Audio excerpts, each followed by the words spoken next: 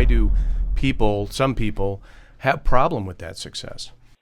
Well, first and foremost, Tom, I haven't said anything about gray wolves yet. I haven't said that they are appropriate for delisting, but let's assume for a moment that that is the case, because as we continue this discussion, I will try to make that case because I believe that that is the case.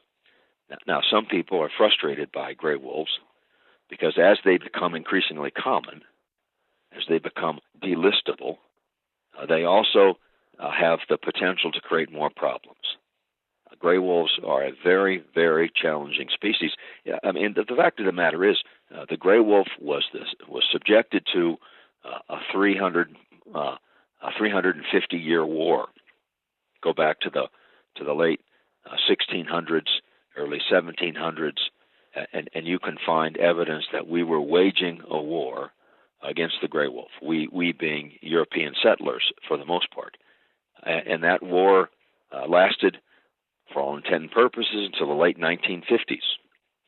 And by the late 1950s, gray wolves had been exterminated from the United States, less a small population in northern Minnesota, and a small number of animals on Isle Royale National Park. And so fundamentally, over many centuries, we had driven the gray wolf in the continental United States to the brink of extinction through a very concerted effort that involved a host of means by which we would kill gray wolves. And that war was waged in large part based on this notion that gray wolves are a problem. Gray wolves take things that I want. They take wild game that I want if I'm a hunter. They take livestock of mine if I'm a rancher. And in the minds of some, they take security from me because they represent a threat to human safety. I don't believe gray wolves represent a significant threat to human safety. We simply don't have the information that would suggest that. We have is very good information that suggests that for whatever reason, gray wolves leave people alone. If they didn't, you'd know about it.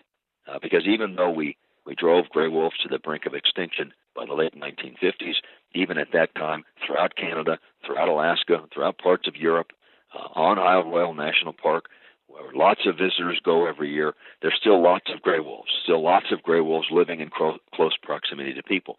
And you just don't see gray wolves attacking people in any, they just don't. They simply don't. The few attacks that we know of typically involve a dog and a person, and so one can actually conclude that most of the time it's the dog that's the attractant.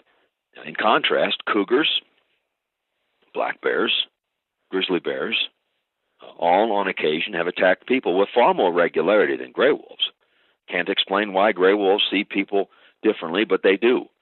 But nonetheless, between competing for wild game and depredating on livestock, and in the minds of some representing a threat to human safety, those were the principal reasons that there was this many centuries war waged.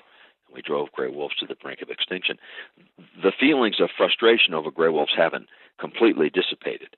And so some will argue that with delisting, with these growing wolf populations, we're now seeing an unacceptable level of conflict.